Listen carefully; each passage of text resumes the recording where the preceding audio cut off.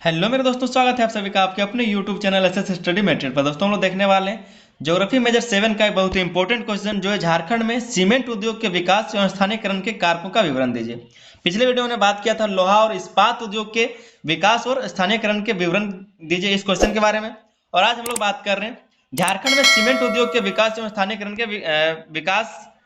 स्थानीयकरण के कारकों का विवरण दीजिए। ठीक है, दोनों क्वेश्चन सेम है, बस यहाँ पर सीमेंट के बारे में बताना, सीमेंट उद्योग के बारे में। ठीक है, ये क्वेश्चन भी आपका 15 मार्क्स के लिए आना है, तो वीडियो को आप लोग अंत तक जरूर देखिए और चैनल पर नए तो चैनल को सब्सक्राइब कर लीजिए। आइए क्वेश्चन के आंसर को हम लोग समझते हैं। लिखा है कि झारखंड में सीमेंट उद्योग का विकास खनिज संसाधनों की प्रचुरता, अनुकूलन भौगोलिक स्थितियों और औद्योगिक आवश्यकताओं के कारण हुआ है। यह राज्य प्राकृतिक संपदाओं से समृद्ध है जो सीमेंट उत्पादन के लिए अनिवार्य कच्चे माल जैसे चूना पत्थर, कोयला और डोलोमाइट की उपलब्धता सुनिश्चित करता है। सीमेंट उद्योग के लिए जो भी जरूरत का चीज है, चाहे वो कोयला हो, डोलोमाइट हो या फिर जो चूना पत्थर है, यहाँ पर आसानी से मिलता है क्योंकि यहाँ पर जो खनिज संपदा वाला क्षेत्र है। तो इसके कारण क्या है कि यहाँ का जो सीमेंट उद्योग है, यहाँ पर इसका विकास हुआ या फिर स्थानीयकरण किया गया है। आगे क्या लिखा है कि जमशेदपुर, हजारीबाग, गिरिडीह, बोकारो, रामगढ़ जैसे क्षेत्र झारखंड में सीमेंट उद्योग के प्रमुख केंद्र हैं। यहाँ पर आप नाम देख लीजिए, क्या लिखा है, जमशेदपुर, हजारीबाग, गिरिडीह, बोकारो, रामगढ़ जैसे क्षेत्र झारखंड में सीमेंट उद्योग के लिए प्रमुख केंद्र हैं। ठीक है, आगे हम लोग समझेंगे कि सीमेंट उद्योग के विकास के कारक, सीमेंट उद्योग का कैसे विकास हुआ और उसके क्या क्या कारक हैं, किन कारकों से सीमेंट उद्योग का विकास यहाँ पर हुआ है। सबसे पहला पॉइंट है प्राकृतिक संसाधनों की प्रचुरता। जो प्राकृतिक संसाधन है, चाहे वो आपका डोलोमाइट हो या फिर कोई भी चीज जिसके लिए यहाँ पर उपयोग होता है सीमेंट उद्योग में, वो सभी खनिजों का जो है यहाँ पर प्रचुर मात्रा में उपलब्धता है, जिसके कारण यहाँ पर इसका विकास हुआ है। वही लिखा है कि झारखंड में चूना पत्थर, डोलोमाइट और जिप्सम जैसे खनिज बड़ी मात्रा में उपलब्ध हैं जो सीमेंट निर्माण के लिए आवश्यक कच्चा माल है। ठीक है, झारखंड में चूना पत्थर, डोलोमाइट और जिप्सम जैसे खनिज बड़ी मात्रा में उपलब्ध हैं जो सीमेंट निर्माण के लिए आवश्यक कच्चा माल है।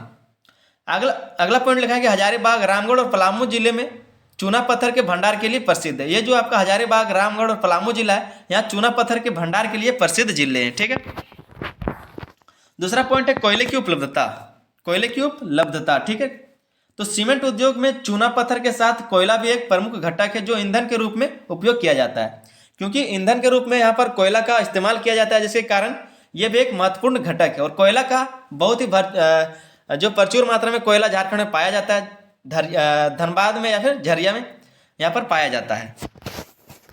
अगला पॉइंट है कि झारखंड कोयला उत्पादन में अग्रणी है और धनबाद, रामगढ़ तथा बोकारो जिले में कोयले के विशाल भंडार हैं। क्या बताया जा रहा है कि झारखंड का जो कोयला उत्पादन में अग्रणी है और धनबाद, रामगढ़ तथा बोकारो जिले में कोयले के विशाल भंडार पाए जाते हैं। तीसरा पॉइंट है कि ऊर्जा स्रोतों की उपलब्धता, ऊर्जा स्रोतों की उपलब्धता। यहाँ पर जो ऊर्जा स्रोत है इसका भी उपलब्धता है, जैसे कि डीवीसी हो गया, फिर कई सारी परियोजनाएं हैं। तो झारखंड के पास थर्मल पावर प्लांट और हाइड्रो पावर परियोजनाएं हैं जो सीमेंट उद्योग को ऊर्जा प्रदान करती है। यहाँ का जो ऊर्जा प्रदान करने के लिए जो विद्युत का जो पावर प्लांट है वो कहाँ पर है, तो थर्मल पावर प्लांट और हाइड्रो पावर परियोजनाएं जो सीमेंट उद्योग को ऊर्जा प्रदान करती है। आगे लिखा है कि बोकारो और दामोदर घाटी परियोजना ऊर्जा आपूर्ति का मुख्य स्रोत है। लिखा है कि बोकारो और दामोदर घाटी का जो परियोजना है, डीवीसी जिसको बोलते हैं, या फिर जो बोकारो को परियोजना है, उसके आपूर्ति होता है ऊर्जा का। चौथा जो पॉइंट लिखा हुआ है, चौथा है औद्योगिक आधारभूत संरचना, औद्योगिक आधारभूत संरचना। इसमें लिखा है कि झारखंड में बेहतर परिवहन सुविधाएं जैसे कि रेल हो या फिर सड़क हो और औद्योगिक क्षेत्रों की उपस्थिति सीमेंट उद्योग को बढ़ावा देती है। औद्योगिक क्षेत्रों की उपस्थिति सीमेंट उद्योग को बढ़ावा देती है। फिर अगला पॉइंट लिखा है कि बोकारो, जमशेदपुर और रांची जैसे औद्योगिक शहरों ने उद्योगों के विकास के लिए आधारभूत संरचना प्रदान की है। कौन कौन था? बोकारो या फिर जमशेदपुर और रांची जैसे औद्योगिक जो शहर हैं उद्योगों के विकास के लिए आधारभूत संरचना प्रदान करती हैं। पांचवा पॉइंट लिखा है कृषि और शहरीकरण, कृषि और शहरीकरण। यह कैसे अपनी भूमिका निभाती है? तो सीमेंट की मांग में वृद्धि का एक कारण राज्य और देश में बढ़ता शहरीकरण और ग्रामीण क्षेत्रों में बुनियादी ढांचे का विकास है। कैसे? क्योंकि जैसे जैसे विस्तार होगा या फिर जैसे जैसे गाँव में विकास होगा या फिर कहीं भी क्षेत्र में विकास होगा तो सीमेंट का मांग बढ़ेगा, जिसके कारण इसका विकास होगा। शहरीकरण के कारण भी सीमेंट का मांग बढ़ता है। फिर लिखा है कि सड़क, पुल और इमारतों के निर्माण के कारण सीमेंट उद्योग का तेजी से विस्तार हुआ है। सड़क हो या फिर पुल हो या फिर इमारत का जो निर्माण है, इसके कारण भी, इसके मांग के कारण जो सीमेंट उद्योग का तेजी से विस्तार हुआ है। ठीक है, छठा पॉइंट हम लोग देख लेते हैं। छठा पॉइंट है श्रमिक शक्ति का उपलब्धता। श्रम शक्ति का उपलब्धता, जो काम करने वाले मजदूर है उसकी शक्ति का जो यहाँ पर उपलब्धता है, आसानी से मजदूर मिल जाते हैं। तो झारखंड में श्रमिकों की उपलब्धता अधिक है, जो उद्योगों के संचालन के लिए एक महत्वपूर्ण कारक है। झारखंड में श्रमिकों की उपलब्धता जो अधिक है, जो उद्योगों के लिए संचालन के लिए महत्वपूर्ण कारक का काम ये करता है। 7वां पॉइंट है भौगोलिक स्थिति और जलवायु। भौगोलिक स्थिति और जलवायु, झारखंड की पठारी जलवायु और भौगोलिक स्थिति खनिज खनन और सीमेंट निर्माण के लिए उपयुक्त है। यहाँ का जो जलवायु या फिर जो भौगोलिक स्थिति है वो खनिज खनन और सीमेंट निर्माण के लिए उपयुक्त है, जिसके कारण यहाँ पर सीमेंट उद्योग का विकास या फिर स्थानीयकरण किया गया है। उसके बाद हम लोग जानेंगे स्थानीयकरण के कारक। ठीक है, स्थानीयकरण पहले हमने देखा विकास के बारे में, किस तरह से इसका विकास हुआ, किन कारकों के कारण वो विकास हुआ। अब हम देखेंगे स्थानीयकरण के कारण क्यों यहाँ पर स्थानीयकरण किया गया। तो कच्चे माल का निकटता, यहाँ पर कच्चा माल जो आसानी से मिल जाता है, इसके कारण यहाँ पर इसका स्थानीयकरण किया गया है।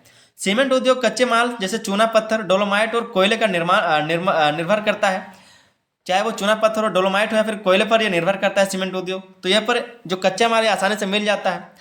दूसरा पॉइंट है कि हजारीबाग, रामगढ़ और बोकारो के पास कच्चे माल की उपलब्धता के कारण इन क्षेत्रों में सीमेंट उद्योग केंद्रित है। यहाँ पर जो जिले का नाम देख रहे हैं हजारीबाग, रामगढ़ और बोकारो, यहाँ पर कच्चा माल आसानी से मिल जाता है, जिसके कारण यहाँ पर सीमेंट उद्योग केंद्रित किया गया है। दूसरा जो पॉइंट है लिखा है परिवहन सुविधाएं। तो परिवहन की भी सुविधाएं हैं, उसमें क्या, तो झारखंड में रेल और सड़क मार्गों की उत्कृष्ट उपलब्धता के कारण सीमेंट का उत्पादन और वितरण आसान हुआ है। यहाँ पर रेल हो या फिर सड़क मार्ग हो, इसके कारण भी, क्योंकि यहाँ पर जब सीमेंट बनता है तो किसी भी जगह पर ले आने के लिए आसान परिवहन का सुविधा होना चाहिए। दूसरा पॉइंट लिखा है कि धनबाद और बोकारो से अन्य राज्यों तक सीमेंट का निर्यात किया जाता है। धनबाद या फिर बोकारो से अन्य राज्यों में सीमेंट का निर्यात किया जाता है, भेजा जाता है। तीसरा पॉइंट है उद्योगों का स्थान। ठीक है, उद्योगों का स्थान। तो स्टील उद्योग और अन्य भारी उद्योगों की उपस्थिति से सीमेंट उद्योग को कच्चा माल और ऊर्जा की निरंतर आपूर्ति मिलती है। और दूसरा पॉइंट लिखा है कि बोकारो स्टील प्लांट और अन्य औद्योगिक इकाइयां इस क्षेत्र को उद्योगों के लिए उपयुक्त बनाती है। बोकारो स्टील प्लांट हो या फिर अन्य औद्योगिक इकाइयां इस क्षेत्र को उद्योगों के लिए और उपयुक्त बनाता है। चौथा पॉइंट लिखा है बाजार की निकटता। ठीक है, बाजार की निकटता, बाजार यहाँ पर, तो झारखंड के आसपास के राज्यों जैसे बिहार, पश्चिम बंगाल और उड़ीसा में बढ़ती सीमेंट की मांग के कारण उद्योगों का विकास हुआ है। जहाँ जितना नज़दीक से आपको डिमांड आएगा उतना ही आसान है। ठीक है, उसको विकास करना है, फिर बढ़ाना, स्थानीयकरण। तो इन सब राज्यों से यहाँ पर डिमांड आते हैं, तो ये बाजार का एक निकटता हुआ। पांचवा पॉइंट है सरकारी नीति और समर्थन। सरकार के द्वारा कुछ नीति और समर्थन भी है। तो झारखंड सरकार की उद्योग समर्थन नीति जैसे कर में छूट और आधारभूत सुविधाओं का विकास, सीमेंट उद्योग के स्थानीयकरण में सहायक, तो इन सब सुविधाओं के कारण भी यहाँ पर इसका विकास हुआ है, स्थानीयकरण किया गया है। अगला पॉइंट है खनिज नीतियों ने भी खनन को कार्यों को आसान बनाया है। खनिज नीतियों ने भी खनन कार्यों को आसान बनाया है। उसके बाद एक निष्कर्ष को आप लोग जरूर लिखेंगे। निष्कर्ष में आपको वही लिखना है जो आपने ऊपर लिखा। निष्कर्ष चाहे आप खुद से लिखे या फिर यहाँ पर जो लिखा उसको एक बार पढ़ लीजिए अच्छे से और 2-3 लाइन में उसको लिख लिए, या फिर इतना बड़ा भी आप लिख सकते हैं। क्या लिखा है कि झारखंड में सीमेंट उद्योग का विकास प्राकृतिक संसाधनों, ऊर्जा स्रोतों, परिवहन सुविधाओं और श्रमिकों की उपलब्धता के कारण हुआ है। यहाँ के उद्योग स्थानीय कच्चे माल पर निर्भर है और सरकार की नीतियों से लाभान्वित होते हैं। हजारीबाग, रामगढ़ और बोकारो जैसे क्षेत्रों में सीमेंट उद्योग का स्थानीयकरण इन कारकों के कारण संभव हुआ है। भविष्य में शहरीकरण और औद्योगिकरण विकास के साथ झारखंड का सीमेंट उद्योग और अधिक उन्नति करेगा। यहाँ पर थोड़ा सा मिस्टेक है, उसको सीमेंट लिखा गया, वहाँ पर सीमेंट कर लीजिएगा। तो इस तरह से आपके क्वेश्चन का ये आंसर पूरा हुआ। उम्मीद करते हैं बहुत अच्छे से आपको समझ में आ गया होगा। दोस्तों चैनल पर नए तो चैनल को सब्सक्राइब जरूर कर ले, साथ ही में अपने दोस्तों तक इस वीडियो को शेयर कर दीजिए और वीडियो पर एक लाइक जरूर करें। बहुत ही मेहनत करके ये वीडियो हम आपके लिए लाते हैं, तो एक लाइक जरूर करें, साथ में एक सब्सक्राइब जरूर करें। चलिए मिलते हैं अगले वीडियो में, तब तक के लिए धन्यवाद। जय हिंद।